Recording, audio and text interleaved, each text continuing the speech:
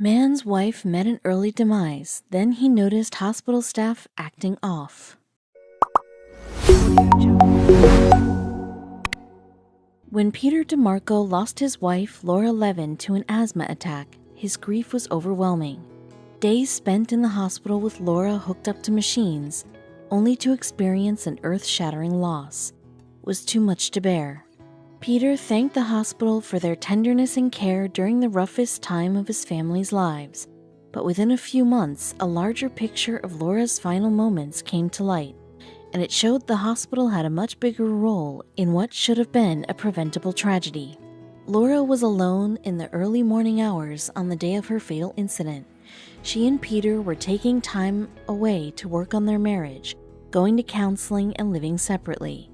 In an apartment by herself, Laura awoke sometime near 4 a.m. and realized she was having an asthma attack. As an asthmatic, Laura always carried an inhaler. She was cautious in treating her symptoms and knew how to manage them while maintaining an active lifestyle. As a passionate weightlifter and hiker, she worked out 6 days a week. She had a handle on living life with asthma, so when she woke up experiencing an asthma attack, she knew what to do. Thankfully, Laura's apartment was conveniently located right near Somerville Hospital, so she decided to walk there. She had to know the severity of her attack, but she probably thought she'd get her usual nebulizer treatment and a dose of the medication prednisone and feel good as new. She believed she had enough time to reach help on foot. What could go wrong? Laura did everything right in her search for medical assistance. She climbed the hill up to the hospital on foot, and at some point, she dialed 911. Somewhere during her attempt to reach help, her asthma attack crossed over from a minor issue to a life-threatening problem.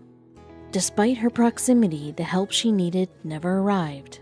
Laura Beth Levis died at age 34, a few days after her fateful walk to the hospital. Her husband Peter was heartbroken that something so treatable became fatal in Laura's case. In his grief, he didn't question the events that led up to her hospitalization. In fact, he left the experience feeling grateful for the hospital staff. DeMarco was so touched by the way the Somerville Hospital staff had treated him, his wife, and their family in her final days that he wrote a letter thanking them that was published in the New York Times. He used his reach as a journalist to sing their praises, but he soon found out everything he knew was a lie. 5 weeks after Laura's death, the circumstances still didn't sit right with her uncle Robert Levis. He called the Somerville police, who don't normally make reports regarding medical calls, but they felt compelled to help. They interviewed the first responders and gathered evidence, stringing together a report. When the family received the report, the tragic truth was impossible to deny. Initially, the hospital staff told Peter that Laura was found some distance away from the hospital, which was the reason she wasn't found in time to be saved. Looking over the police report, it was apparent the staff had lied. Laura had indeed made it to the hospital. In fact, she made it all the way to an entrance door, but it was locked, and the security desk on the other side was empty. The grim revelations didn't end there. Peter wrote dozens of letters and made many phone calls in order to obtain the hospital surveillance footage. Ultimately, he got his hands on the tape that showed Laura had reached the locked ambulance entrance to the ER, saw no one, and could only make it to the bench about 30 feet from the public ER entrance. Sitting there, she called 911. Laura managed to tell the 911 dispatcher where she was and the seriousness of her situation through labored breaths twice. Finally, they were able to contact a nurse at the ER to go check outside. From surveillance footage, the nurse stayed by the door and merely shifted her head around. In the early morning hours, she failed to notice Laura collapsed on the bench. The nurse never alerted the security guards about the matter. She didn't walk outside to see if anyone needed help outside the glow of the entrance light. Instead, the nurse told the 911 dispatcher she saw nothing. By then, Laura couldn't respond to the dispatcher, so they tracked the location of her cell phone and made another critical error. In an unforeseen technical error, Laura's cell phone pinged a tower about 200 feet away from the hospital. when she was actually much closer. The Somerville Fire Department took critical minutes to search the wrong area, though they eventually spotted Laura near the ER entrance and immediately began CPR. Sadly, they were too late. A police officer on the scene noted in his report the lack of response when he tried to alert someone inside the ER. I started to bang on the glass with my ring, and from in the back I heard someone yell, "Relax," in a very annoyed tone. And then, as she turned the corner and saw me, she said, "Take it easy," in that same annoyed tone. The only conclusion Peter and his family could draw was that several people had failed Laura, and it resulted in her death. He went to Lubin and Meyer, a prominent medical malpractice firm, knowing that a successful settlement couldn't bring his wife back, but it could hold the hospital responsible and prevent further tragedies. He wanted to fight for Laura. It looked like the government was on Peter DeMarco's side, at first. The Massachusetts Department of Public Health found violations, and so did the U.S. Department of Health and Human Services, charging Somerville Hospital with $90,000 in fines. But their hands were tied from doing much more. Massachusetts law protected hospital staff and prevented fines over $100,000 in wrongful death suits. Peter felt deflated. Feeling hopeless, Peter knew something still had to be done. No one else should have to suffer like Laura did when 1-minute delays in emergency response are responsible for thousands of deaths a year. With the lawsuit off the table, he wondered, what could he do to even save just one life? How do you change the system? Peter turned to legislation. Laura's law would ensure closer inspection and monitoring of hospital entrances, in addition to proper signage and lighting. If passed, it would be the first of its kind. By the closing days of the legislative session in early January 2021, it was looking like they had a 50-50 chance of passing Laura's law. The state representatives and bill sponsors let Peter know that if they wanted to win, they were going to need to make a lot of noise. Family and friends turned to everyone they could to flood the state house with phone calls and emails asking their representatives to vote in support. Their action worked. On January 5th, Laura's law passed. Peter and his in-laws attended the social distance ceremony where Massachusetts Governor Baker signed Laura's law. It felt like a victory that in Laura's absence, they were able to fight to ensure others wouldn't suffer the same tragic fate. They learned a harrowing lesson about the medical system and how your trust shouldn't always lie in the professionals. Even when Peter spilled his thanks to the nurses and doctors in the New York Times, none of the staff of the hospital confided in him the truth of Laura's preventable death. The most qualified and caring medical professionals can still be capable of prioritizing their own interests, even to a criminal degree. Pauline Chambliss and her husband struggled with infertility. After over a decade of failing to conceive, along with several taxing miscarriages, they could no longer bear the disappointment. So in 1984, the couple walked into Dr. Kim McMorrie's office in Nacogdoches, Texas. He was the fertility doctor in our area. You couldn't have asked for a more caring and polite, likable person and doctor, Pauline said. She felt comfortable, confident, and safe working with Dr. McMorrie's. It was safe to say Pauline and her womb were in the best hands. It seemed that way anyway. Just like any alternative method for having a child, whether it be adoption, IVF, or utilizing a sperm donor, there was a ton of paperwork. Pauline and her husband filled out a questionnaire regarding their preferred donor features, including hair color, height, and ethnicity. Before they knew it, the couple was paired with hand-selected anonymous sperm donors that matched their desired characteristics. Pauline endured 2.5 years of artificial insemination appointments, praying and hoping a pregnancy would stick. While this led to a handful of pregnancies, they all ended in miscarriages after about 6 weeks. It was devastating, Pauline stated. Over the course of the long, draining process, she got closer and closer to Dr. McMorrie's, and he was always there for emotional support.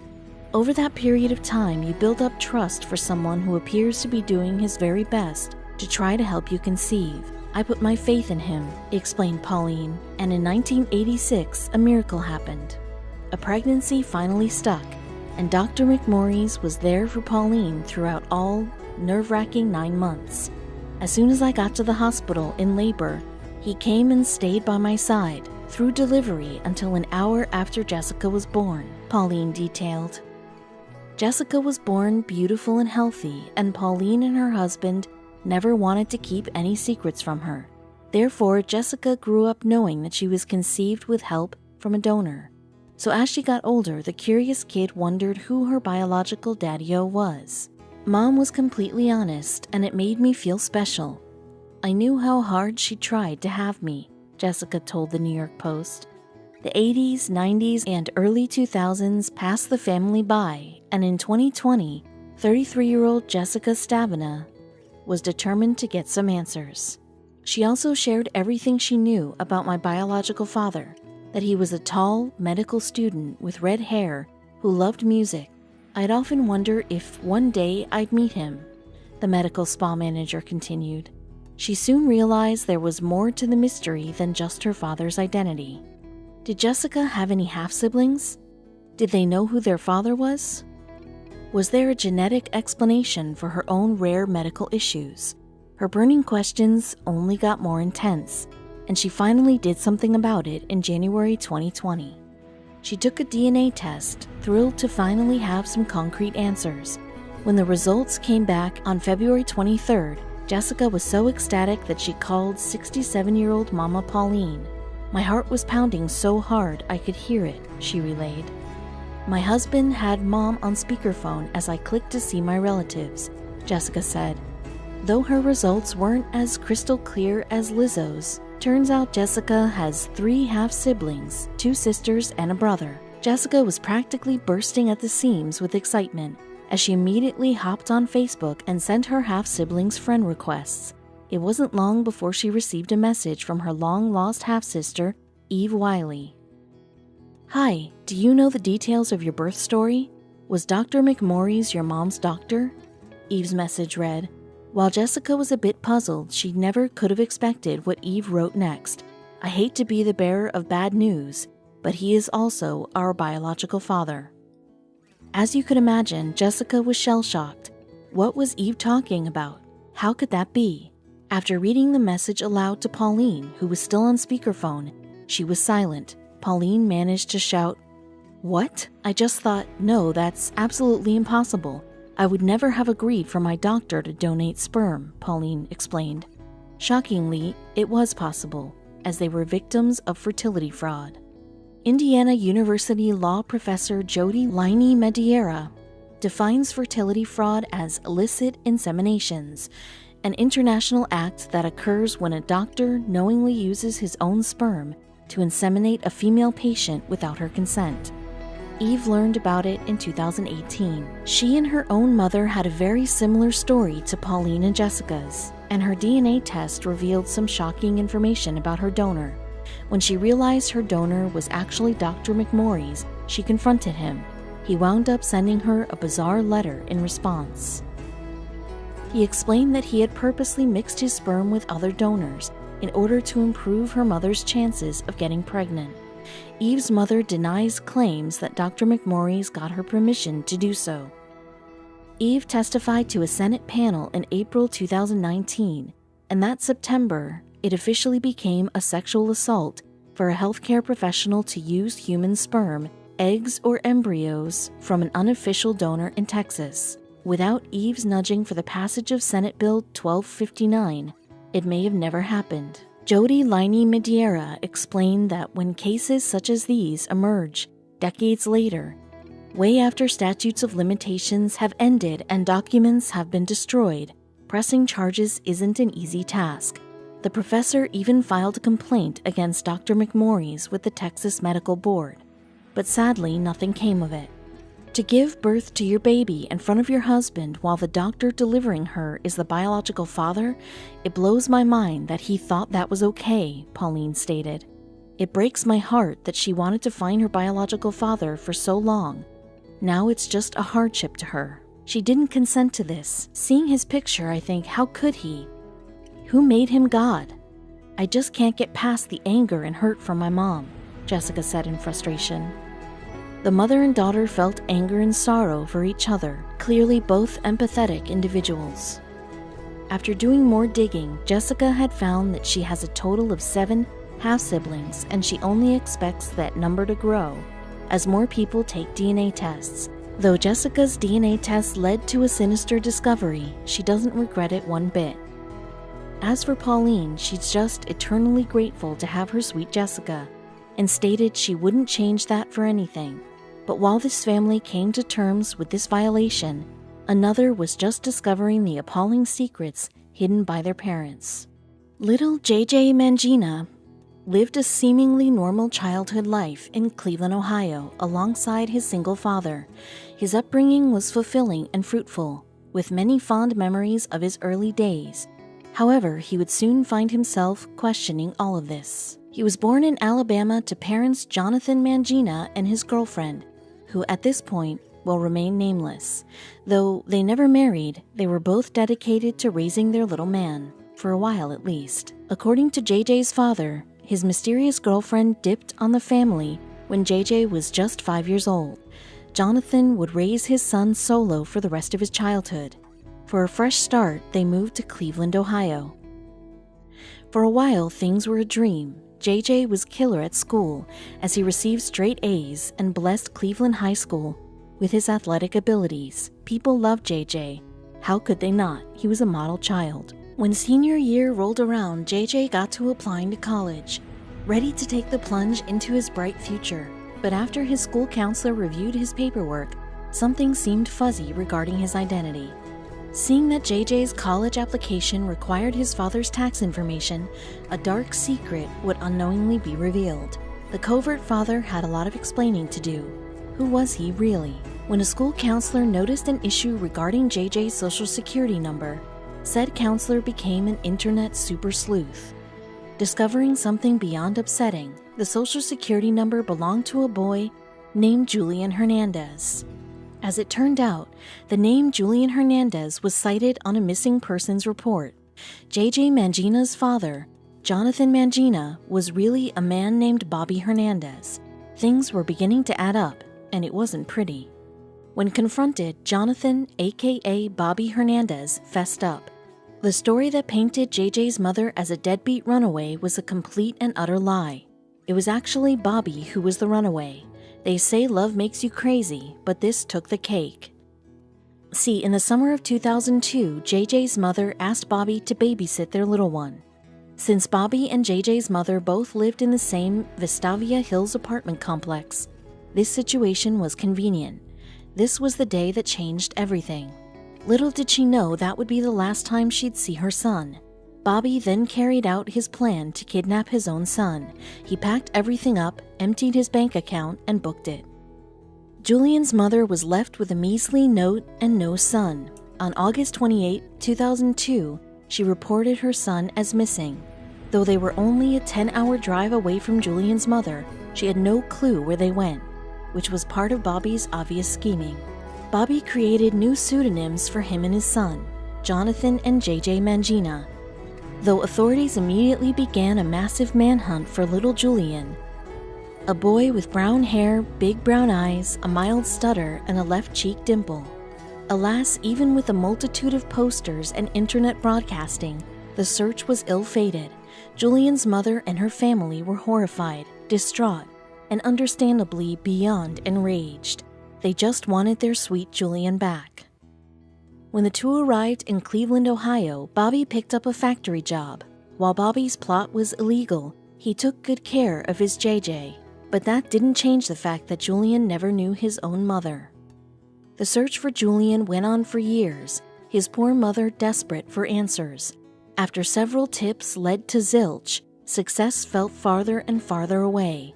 Police suspected Julian was taken by a non-custodial parent. When 2015 rolled around, however, things looked up. Thanks to Julian's school counselor, the truth was finally revealed. Understandably, Julian was bewildered by the whole thing. As his whole life, he thought his mother abandoned him. That was far from the truth. Bobby Hernandez was taken into custody and was arrested on November 2, 2015. It was only weeks until Bobby was indicted on charges of kidnapping, interference with custody, forgery, and tampering with records.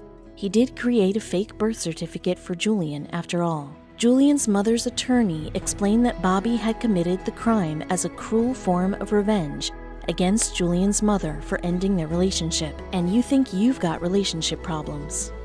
And Julian's maternal mother didn't hold back her rage, as she suggested Bobby's sentence be as long as our suffering has been. Yikes, Granny missed out on her precious grandson's life, and she wouldn't forget it. Ralph DeFranco, Bobby Hernandez's court-ordered attorney, defended Bobby's fatherly intentions, making a case for his responsible actions during Julian's upbringing. Bobby apparently admitted to DeFranco that he's ashamed of the whole situation. Considering Julian had a lovely childhood with his father, he actually begged the judge not to send Bobby to jail. He even called Bobby the perfect father. Well, he might have gone with different wording. I'm not angry at my father in the slightest. I remember that he used to ask me if I ever committed a terrible crime, would you still love me? I still do, even after learning everything, Julian said. Bobby pleaded guilty to 2 counts of kidnapping, 2 counts of interference of custody, 1 count of forgery, and 10 counts of tampering with records. Inevitably, Bobby Hernandez was sentenced to 4 years of prison. While Julian aimed to reconnect with his mother, he just didn't want his life to go back to normal. Julian didn't ask for this bomb to erupt his life, and he amazingly loved his father just the same despite the damage done. It was purely unconditional. Thankfully, this story had a happy ending. Well, sort of. Julian was alive and well and was finally reunited with his loving birth mother. While many missing children stay missing, there are a slew of missing persons cases that have miracle endings. In Nigeria, Amina Ali Nkeka was kidnapped by members of the terrorist group Boko Haram in 2014. 2 years later, she was spotted by a group of vigilantes who rescued her and her 4-month-old son. 2-year-old Elijah Wong and 7-year-old Donnie Simmons were found 1 month after they were kidnapped. Their mother, Antoinette Wong, and her boyfriend were bank robbers. They'd abducted the children, one even at gunpoint, and took them on the run. It wasn't until cops noticed their car swerving on the highway that they were arrested. Zhao Yun, 14, fled her home in rural China after a fight with her parents. 10 years passed and they all thought she was dead. Imagine their surprise when they found out she had been living in internet cafes playing video games and surviving on handouts from patrons, sometimes working as a cashier the whole time. In 1991, when she was just 11, J.C. Duggard was kidnapped by Philip and Nancy Garrido while she was walking to her school bus in Lake Tahoe, California. J.C. was forced to live in a shack where she gave birth to 2 of Philip's children. Thankfully, police discovered her in 2009 and returned her to her family, while Philip and Nancy were both sent to prison. Stephen Stainer of Merced, California, was abducted by a man named Kenneth Parnell in December 1972 when he was just 7 years old. Kenneth held Stephen captive, sexually assaulting him and torturing him for 8 years. He even convinced Stephen that his family gave him away. Stephen finally broke out in 1980 after Kenneth kidnapped another boy and the two vowed to escape together. A man named Steve Carter had been scrolling through a website dedicated to missing children cases in 2012 when he saw something that stopped him in his tracks. There on the site was a photograph that looked exactly like him as a youth. The boy was named Marks Panama Barnes, but Steve realized the shocking truth right away. It was him. Using this information, he was able to confirm that his own mother had kidnapped him as a baby and put him in an orphanage 30 years earlier. In 2002, Elizabeth Smart was captured by an unhinged Mormon fundamentalist and his wife, who were intent on making her his second bride. The 14-year-old was tied to a tree in her kidnapper's backyard, just 18 miles from her home, for 9 whole months. Thankfully, she was identified while at an event with her captors, and she was freed. Richard Wayne Landers was abducted by his paternal grandparents and taken to live with them in Missouri when he was just 5 years old. Authorities discovered him alive and well when he was in his 20s.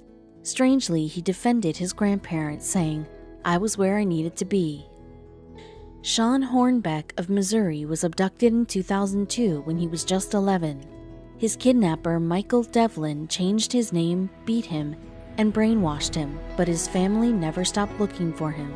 He was found 4 years later, and his kidnapper received 3 back-to-back life sentences. Danielle Kramer was 15 when she went missing in June 2006. Police located her when they arrived at the West Hartford, Connecticut home of Adam Galt 1 year later to arrest him for murder, and they discovered Danielle hidden in a locked cupboard instead. Michelle Knight, Amanda Berry, and Gina DeJesus were found in the Cleveland home of Ariel Castro in 2013. He had kept them prisoners for more than a decade. They were finally freed when neighbors heard Amanda's cries. Ariel, meanwhile, killed himself in prison. Charlie Bethune, 12, was reported missing from his Detroit, Michigan home on June 14, 2014. He was found 11 days later locked in the basement of his father's house.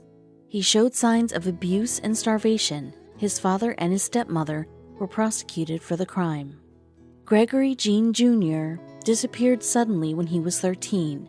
He was missing for 4 years before he was found hidden behind a fake wall in his father's Georgia home. His father and stepmother were arrested for the crime, and Gregory was reunited with his mother.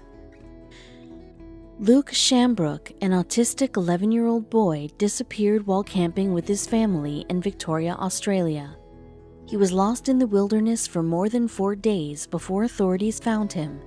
His courageous act of survival was an inspiration. Natasha Ryan was 14 when she was abducted in Australia in 1998.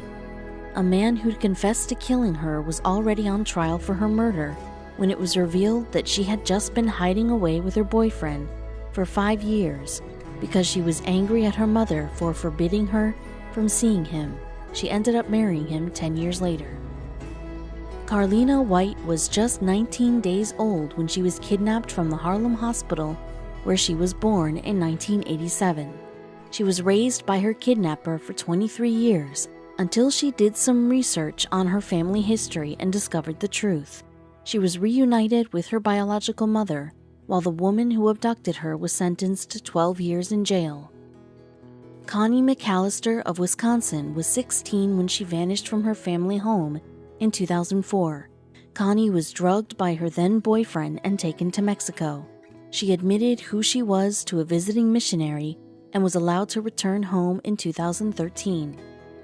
At the age of 15, Tanya Koch developed what she thought was a romantic relationship with a security guard named Thomas Hose. He went on to abduct her and change her identity.